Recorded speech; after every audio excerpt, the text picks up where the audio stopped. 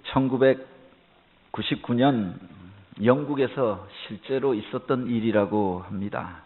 72살 된 엣지 크랜스라고 하는 한 할머니가 심장병에 걸려서 투병하던 중에 그래서 복권을 하나 사게 되었는데 나중에 그 가족이 확인해 보니까 20만 파운드, 우리 돈으로 하면 30억 원짜리 복권이 당첨이 된 겁니다. 이 소식을 그대로 알리면 그러지 않아도 심장병 때문에 병원에 입원했는데 심장마비를 일으킬까 봐 가족들이 상의하다가 교회 목사님한테 알려서 이 사실에 대하여서 지혜롭게 전하여 달라고 부탁을 하였던 겁니다. 그래서 이 목사님이 병원으로 신방을 해서 조심스럽게 이 권사님에게 그렇게 물었다고 하지요. 권사님, 만약 복권이 당첨되어서 한 30억 원 정도가 갑자기 생긴다고 하면 어떻게 하시겠습니까? 그랬더니 이 권사님이 대뜸 하는 말이 나이가 이제 많아서 돈 쓸 데도 없고 그러니까 돈 생기면 목사님 다 드릴 테니 알아서 하십시오. 그 이야기를 듣고 이 목사님이 너무 놀라서 그렇게 심장마비를 일으키고 쓰러졌다라고 하는 이야기입니다. 또 그냥 하는 이야기인가 했더니 실제로 있었던 일이라고 하지요. 그러니까 아마 이 권사님보다 목사님 심장이 더 약했던 것 같습니다. 저는 심장이 튼튼한 사람이니까 이런 소식들이 있으시면 언제든 전해 주셔도 감사함으로 받겠습니다. 우리 가정마다 개인마다 이런 복된 소식들이 넘쳐나는 계절이 되길 축복합니다. 새해를 시작하고 어떤 일들을 계획하면서 또 사업을 시작하면서 사람들이 소원하는 것이 바로 여기에 있지 않습니까? 가난하고 궁색하게 살기보다는 번성하고 번창하고 그래서 복받는 삶을 기대하잖아요.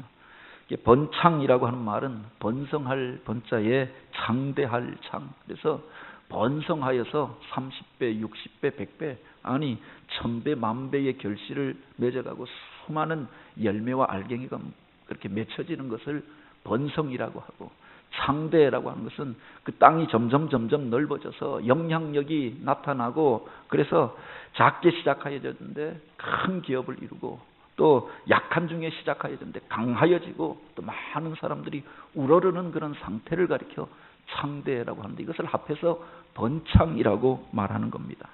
사업을 하더라도 그 사업이 우리가 번창하기를 원하고 어떤 일들을 시작하더라도 그렇게 한번 시작하고 그렇게 세미하게 나버리는 것이 아니라 번창하여서 일들이 더 왕성하게 일어나기를 우리가 기대하잖아요. 어떻게 이런 은혜를 받으면서 그런 삶을 살 수 있느냐라고 하는 겁니다. 처음 하나님께서 우리 인생을 지으시고 축복하시면서 주셨던 말씀이 바로 그것 아닙니까? 하나님이 그들에게 복을 주시고 그들에게 이르시되 생육하고 번성하여 땅에 충만하라. 땅을 정복하라. 바다의 물고기와 하늘의 새와 땅에 움직이는 모든 생물을 다스리라 하시니라.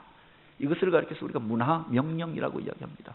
명령이라고 해서 부담스러운 게 아니라 이 땅 가운데서 잘 되라. 번성해라. 그래서 이 세상의 모든 것들을 다스리는 자가 되라. 우리에게 이 복된 명령, 축복을 허락하여 주셨던 거지요. 그런데 많은 인생이 그렇게 살기보다는 하루하루 연명하기 위하여서 겨우겨우 그 기업 지키기 위하여서 자기 가정 지키고 살기 위하여서 사는 경우가 얼마나 많이 있느냐. 오늘 우리가 세상을 살면서 번성하기를 원하고 창대한 기업을 이루기를 원하고 하나님이 약속하신 복을 받기를 원하는데 어떻게 그런 삶을 살 수 있느냐라고 하는 겁니다. 세상 사람들이 바로 이런 삶을 구하여서 서점가에서도 늘 1, 2, 3등을 다투는 책들이 그런 책이잖아요. 부자가 되는 법, 성공하는 법, 또 세상 가운데서 재물을 얻는 법, 부동산 투자하여서 그렇게 부자가 되는 법, 이런저런 책들이 베스트셀러가 되어진 것들을 보게 됩니다. 어떻게 하여야 우리가 부자가 되고 번성하여서 하나님이 주신 이런 복들을 누리면서 살 수 있는가? 오늘 본문에 보면은 야곱이 아무것도 없이 그 집을 떠나서 이방 땅에 가서 외삼촌 집에서 그렇게 종살이를 하다가 그 이후에 그의 삶이 번창하게 된 일들을 기록하고 있지요. 30장 43절에 보면 이에 그 사람이 매우 번창하여 양떼와 노비와 낙타와 나귀가 많았더라 라고 하였습니다. 아무것도 없이 빈손으로 떠나갔던 사람이 아닙니까? 그 집에서 자기가 그 형의 복을 빼앗고 아버지의 기업을 그 유산으로 물려받기 위하여서 사실은 이런저런 모략과 방법을 썼지만 실패하고 쫓겨나고 빈손으로 그 집에서 나오게 되어졌습니다. 그 광야에서 돌베개를 베고 그렇게 울면서 잠을 잤던 사람이 아닙니까? 그 먼 집, 몸을 의탁할 곳이 없어서 그 먼 외갓집을 찾아가서 외삼촌 밑에서 머슴살이를 하면서 14년 동안 어떤 품삯도 얻지 못하고 살았던 사람입니다. 그를 이용하여서 14년 동안 라반이 그렇게 자기 딸들을 비밀로 하여서 품삯 하나 주지 않고 그렇게 일을 시켰던 것 아닙니까? 그런데 세월이 지난 다음에 그가 번창하게 되어져서 양떼와 소떼와 노비와 낙타와 나귀가 많아졌더라. 부자가 되어져서 그 땅에서 나오게 된 이야기를 창세기가 기록하고 있는 겁니다. 무엇이 그의 운명을 바꿔 놓았느냐라고 하는 거죠. 오늘 우리가 읽은 이 본문은 야곱이 자기 기업을 얻기 위하여서 14년 동안 무임으로 삼촌의 집에서 일하다가 이제 삼촌 앞에 나아가서 계약을 맺는 장면을 기록하고 있습니다. 내가 14년 동안 아무것도 얻지 않고 그냥 그렇게 무임으로 수고하고 일하였는데 이제는 나에게 품삯을 쳐 주십시오. 그렇게 요구하는데 그 내용을 보면 얼토당토 않는 내용이었던 것들을 보게 되지요. 야곱에게 유리할 것이 하나도 없는 내용이었다는 겁니다. 그 라반이 그에게 맡긴 양떼들 가운데에서 흰 양과 검은 염소들 가운데에서 그 양만 맡아서 기르다가 그 중에서 얼룩무늬 양이 나오거나 줄무늬 염소가 나오면 그것은 나의 품삯으로 쳐 주십시오. 그렇게 부탁하였던 겁니다. 얼룩무늬 그 양 가운데 또는 그렇게 줄무늬 염소 가운데에서 키운 것도 아니었습니다. 흰 양, 양이라고 하면 우리가 보통 흰 양을 생각하지 않습니다. 염소라고 하면 검은 염소를 생각합니다. 그런 염소들만 맡아서 그것을 기르다가 그 중에서 새끼가 태어난 것 가운데 약한 것들, 상품 가치가 없는 것들, 줄무늬, 얼룩무늬, 점박이 양들이 태어나면 이건 기형아가 아닙니까? 기형양인데 그런 것들만 나에게 품삯으로 쳐 주십시오. 라반이 그러지 않아도 14년 동안 아무런 품삯도 주지 않고 그를 속여서 그래서 그를 부려먹었는데 그가 요구하였던 것이 뭐 그냥 손해보지 않는 계약이었던 거지요. 멘델의 유전 법칙에 따라서도 흰 양 가운데에서 점박이 양이 나올 확률이 그렇게 까만 염소들 가운데서 줄무늬 염소가 나올 확률이 얼마나 되느냐. 이런저런 돌연변이로서 나올 확률이 64분의 1이라 그보다 더 적다고 하지요. 그런 확률이 그 속에 인자 속에 숨어 있다가 나올 확률이 64분의 1이라고 이야기하는 겁니다. 그러니까 64마리가 나온 다음에 한 마리가 나올까 말까 하는 확률인데 이것을 그가 외삼촌에게 와서 그것은 내 품삯으로 쳐 주십시오 하니까 기꺼이 라반이 계약서를 쓰고 도장을 찍었다고 하는 겁니다. 유리할 것이 없는 얼토당토하는 그런 내용이 아니었습니까? 그런데 뒤에 보면 야곱이 번성하여서 부자가 되어져서 그 소떼와 양떼가 많아지고 나귀와 그 낙타가 많아져서 그곳에서 나오게 된 이야기를 기록하고 있다. 어떻게 불리한 계약이었는데 얻을 것이 없는 계약이었는데 그가 부자가 되어졌느냐라고 하는 겁니다. 많은 사람들이 이 구절을 이야기하면서 바라봄의 법칙에 대하여서 이야기합니다. 그것을 계속 바라보면 그렇게 바뀔 수 있다고 이야기를 하는 겁니다. 야곱이 그렇게 복받기 위하여서 하였던 일이 있습니다. 여기 보면 버드나무와 살구나무와 신풍나무의 푸른 가지를 가져다가 껍질을 벗겨서 양들이 먹는 개천에 세워서 양들이 물을 먹을 때마다 그것을 보게 하였다. 이 주변의 모든 것들을 얼룩얼룩한 것들로 바꾸어 놓았던 겁니다. 그래서 그들이 물 먹으러 올 때마다 그 얼룩얼룩한 나무들을 보게 하였는데 그가 새끼를 베고 낳으니 얼룩무늬 양을 낳고 점박이 양을 낳더라라고 하는 겁니다. 이게 말이 되는 이야기입니까? 오늘 우리가 환한 곳에서 밝은 곳에서 하얗게 색칠한 집에서 우리가 산다고 피부색이 하얘지는 게 아니잖아요. 아이를 낳는데 물론 우리가 태교라고 하여서 좋은 것 보아야 한다고 이야기합니다. 그래서 이쁘고 그렇게 건강한 아들이 태어나고 또 아름다운 딸이 태어나기를 소원해서 연예인 얼굴을 집에다 붙여놓는 경우도 있습니다. 장동건, 현빈 얼굴 붙여놓는다고 해서 그 집에서 그렇게 닮은 아이가 과연 태어나더냐라고 하는 겁니다. 결국 유전의 법칙은 어김이 없잖아요. 아버지 닮은 아이가 엄마 닮은 아기가 태어나는 것 아닙니까? 엉뚱한 사람 닮은 아이가 태어나면 문제가 되어지는 것 아닙니까? 계속 본다고 해서 그게 내 것이 되는 것도 아니더라라고 합니다. 어떤 분들은 그래서 어느 집이 너무 좋아 보이는데 그 집만 맨날 보면서 그 집 달라고 그렇게 한다고 해요. 그렇게 바라본다고 해서 그 집이 자기 집이 되는 게 아니잖아요. 세상의 법칙은, 그 이성의 법칙은 이 불가능한 이야기였던 겁니다. 그런데 뒤에 보면 그렇게 되어졌다라고 합니다. 진짜 환경을 만들어 놓고 그렇게 버드나무, 살구나무, 신풍나무 가지를 벗겨다 껍질을 벗겨서 모든 것들을 줄무늬로 만들어 놓고 양들로 보게 하였더니 그 중에서 특별히 튼튼한 양들이 새끼를 맬 때에는 그 앞에 껍질을 벗기는 가지를 들여놓고 늘 그것을 보고 묵상하게 했더니 진짜 얼룩지고 아롱진 양들을 막 낳기 시작하는 겁니다. 어떻게 이런 일들이 가능했겠는가? 우리가 상식적으로 생각하면 이루어질 수 없는 일이죠. 그걸 계속 본다고 내 것이 되는 것도 아니고 내 모습이 그렇게 바뀌어지는 것도 아니잖아요. 그런데 어떻게 이런 사건들이 벌어지게 되어집니까? 겉으로 보기에는 어리석은 계약이었고 바보 같은 일을 그가 벌이고 있었던 겁니다. 그런데 진짜 그렇게 되어졌던 거지요. 43절에 보면 이에 그 사람이 매우 번창하여 양떼와 노비와 낙타와 나귀가 많았더라.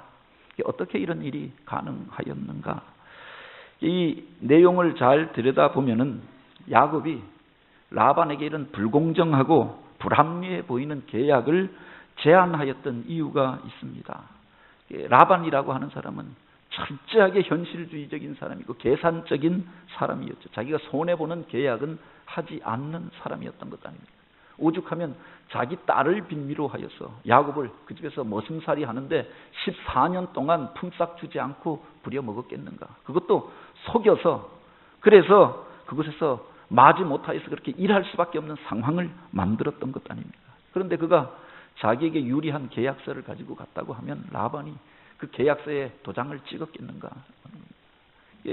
먼저 그가 라반이라고 하는 사람에 대해서 알고 있었고 인색하기 이를 데가 없는 그가 허락할 만한 계약서를 가지고 갔던 거지요. 그런데 이 야곱이 알고 있었던 것이 있습니다.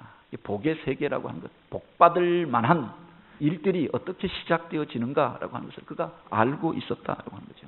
30장 30절에 보면 그가 그 라반에게 하는 말이 있습니다. 내가 오기 전에는 외삼촌의 소유가 적더니 번성하여 때를 이루었으니 내 발이 이르는 곳마다 여호와께서 외삼촌에게 복을 주셨나이다. 외삼촌에게 그렇게 이야기하는 겁니다. 내가 얼마나 열심히 일했는지 아십니까? 내가 일해서 당신 부자 된 것 아십시오. 이렇게 이야기하는 것이 아니라 당신이 횡재해서 부자가 되었다 이렇게 말하는 것이 아니라 하나님께서 외삼촌에게 복을 주셨나이다. 복 주시는 분이 누구신가라고 하는 것을 알고 있었던 거지요. 그래서 그 하나님의 복을 사모하여서 아버지의 축복을 받기를 소원하였고 그래서 그가 그것에 와서 기꺼이 고생하면서도 품삯을 받지 않으면서도 그것에서 일하면서 또 이런 불리한 계약을 제안하였던 겁니다. 외삼촌은 나에게 그렇게 손해볼 사람이 아니지만 하나님이 허락하시면 바로 이 일들이 복의 통로가 될 수 있다라고 하는 것을 믿었던 거지요. 하나님을 의뢰함으로 그가 이런 계약을 맺었다라고 하는 겁니다. 하나님께서 먼저 그에게 그런 꿈을 주셨고 하나님께서 그런 지혜를 허락하여 주셔서 하나님을 믿고 바로 그런 불리한 계약을 하였던 거죠. 세상 가운데서 이해타산을 쫓아서 살아가는 사람들이 있습니다. 그런데 이해타산을 쫓고 계산에 빠르다고 그가 부자가 되는 것도 아니더라. 인색하여서 물질을 모으기만 한다고 해서 그 사람이 부자가 되는 것도 아니더라라고 하는 겁니다. 하나님이 복을 허락해 주셔야 부자가 되는 거지요. 하나님께서 기뻐하시는 일들을 그가 행하고 하나님이 가르쳐 주신 대로 그 일들을 행할 때 부자가 되었던 거지요. 뿐만 아니라 그가 그렇게 하였던 이유가 어디에 있느냐? 하나님 앞에 자기의 소원을 분명하게 아래였던 것 아닙니까? 하나님께서 복 주시기를 사모하면서 하나님 앞에 이렇게 되기를 원하나이다. 복받을 그릇을 준비해 놓았던 거지요. 주변의 환경을 다 줄무늬로 바꾸어 놓고 이 양떼 가운데서 태어나는 모든 양이 줄무늬 얼룩무늬 양이 태어나기를 원하나이다. 만약 좋은 양, 튼실한 양, 그래서 그가 생각하기에 이성적으로 보기에 좋은 것들이 태어나면 그 삼촌이 자기 거라고 우길 터이니 누구라도 분명하게 인정할 수 있는 그 방법으로 나에게 복을 주십시오. 소원하였고 그렇게 되기를 기대하면서 주변의 환경을 그렇게 만들어 놓았던 거지요. 하나님 앞에 내가 이렇게 되기를 원하나이다. 소원하면서 마음으로만 소원하고 기도했던 것이 아니라 자기가 할 수 있는 최선을 다하여서 그런 여건과 상황을 마련하여 놓고 하나님이 복 주시기를 기대하였던 거지요. 그 속에 하나님을 향한 사모함이 있었고 하나님을 향한 소원이 있었다라고 하는 겁니다. 하나님께서 그 소원을 아시고 그렇게 하지 않아도 복을 주실 터인데 그렇게 되기를 소원하면서 자기가 할 수 있는 최선을 다하여서 그렇게 하나님 앞에 자기 소원을 아뢰는 그를 축복하심에 그가 번성하게 되어지고 창대하게 되어져서 하나님의 복을 누리게 되었던 거지요. 그가 번성하게 되었던 것, 그가 잘 되었던 것, 부자가 되었던 것은 하나님께서 축복하여 주신 결과인 줄 믿으시기 바랍니다. 속초에 가면은 88 생선구이집이라고 하는 데가 있습니다. 아마 검색해 보면 속초 맛집 하면 첫 번째로 뜨는 집 중에 하나입니다. 근데 사람들이 가면 사실 그 식당에 들어가기도 쉽지 않은 것이 줄 서서 먹는 곳이거든요. 그 아바이 마을에서 갯배를 타고 건너가면은 가게가 그렇게 크지 않는데 88 생선구이집이라고 하는 데가 있습니다. 이 집의 사장이 속초 제일성결교회 박수근 장로님이신데 이 교회가 그렇게 크지 않은 교회입니다. 강원 동지방에 있을 때 모이는 숫자는 우리 교회보다 적었는데 예산 규모는 훨씬 많은 교회, 선교도 많이 하고 또 그렇게 교회도 아름답게 짓고 그 목사님이 여러 가지 사역들을 하고 있었죠. 그런데 그 목사님이 늘 자랑하는 분이 장로님 이야기를 하는 겁니다. 과거에 IMF 때 명예퇴직을 당하여서 40대에 그렇게 고향으로 내려오게 되어졌는데 내려와서 뭐 자본금도 그렇게 많지 않고 다른 사업을 하다가 이미 한번 실패하고 그래서 남겨진 돈을 가지고 그렇게 아바이 마을 그 입구에다가 88 생선구이집을 내고는 와서 개업 예배를 드려달라고 갔는데 가서 보니까 조그만한 집에 사람 몇 명 앉지도 못하는 자리에 생선구이를 만들어서 팔겠다고 하더라는 겁니다. 그런 장사를 하던 분도 아니고 그래서 40대 후반에 내려와서 그 일들을 하는데 이 장사가 되겠는가 하는 그런 마음이 있었는데 그분이 기도 제목을 내어놓고 그렇게 서원의 예물을 드리는데 거기에 보니까 1억 이상을 11조 하는 가게가 되게 하옵소서. 또 1억 이상을 매년 선교비로 보낼 수 있는 가게가 되게 하옵소서. 그렇게 서원의 예물을 드렸다라고 하는 겁니다. 보기에 잘 될 것 같지 않은데 목도 안 좋고 또 업종도 그렇게 좋아 보이지 않는데 그 소원을 놓고 간절하게 기도하였는데 이분이 믿고 그 다음부터 그렇게 11조를 드리는 겁니다. 물론 처음에는 11조를 드리고 그리고 또 10분의 1은 선교비로 드리면서 바로 그런 소원의 예물들을 계속하여서 드리는데 알려지기 시작하면서 사실은 그 소원하였던 것보다 더 많이 헌금하게 되어지고 그 교회의 재정의 반을 담당하는 장로님이 되어지고 그 장로님 통해서 교회 안에서 선교 사역이 일어나는데 그래서 북한 선교 사역들 준비하면서 또한 그 조선족 교회들을 뭐 20교회 이상 지원하면서 그렇게 여러 가지 왕성하게 선교 사역을 그 장로님 때문에 이런 사역이 시작되어졌노라 자랑하시는 겁니다. 그래서 우리 교회도 이런 분이 계셨으면 좋겠다. 그런 소원을 품었던 적이 있는데 바로 그렇게 분명한 소원을 가지고 복받을 그릇을 예비하여서 하나님 앞에 아뢰어야 되는 하나님께서 그 기업에 복을 주시고 그 교회에 그런 복을 허락하여 주시더라. 원하고 바라기는 오늘 우리들 가운데도 그런 분들이 많이 일어나게 되길 원합니다. 어떤 사람들이 이런 번창의 복을 받느냐, 번성의 복을 받느냐, 바로 여기에 보면은 그렇게 하나님이 인정하여 주시고 기뻐하는 그 사람을 하나님께서 축복해 주셨던 거지요. 복이라고 하는 것은 하나님이 허락해 주셔야 하는 것 아닙니까? 수고하고 애쓴다고 부자가 되는 것도 아니고 그가 소원한다고 해서 모두가 다 형통하고 번성케 되는 것도 아니잖아요. 하나님이 기뻐하시는 자, 하나님이 허락하여 주셔야 물질의 복도 받고 건강의 복도 받고 형통의 복도 받아 누리게 되는 줄 믿으시기 바랍니다. 각양 좋은 것들이 위로부터 빛들의 아버지로부터 오늘 우리 가운데 온다고 하였습니다. 하나님이 허락하여 주셔야 우리가 그런 복을 받아 누릴 수 있는데 오늘 우리가 해야 할 일들이 무엇인가? 복받을 그릇을 준비해야 하는 거죠. 마음으로만 소원하고 그 집이 내 집이 되었으면 좋겠다, 그렇게 되었으면 좋겠다 끝나는 것이 아니라 복받을 만한 결단이 우리들 가운데 있어야 하는 것 아니에요. 그런 수고의 그 씨앗을 심을 때 그 열매를 거두게 되는 거지요.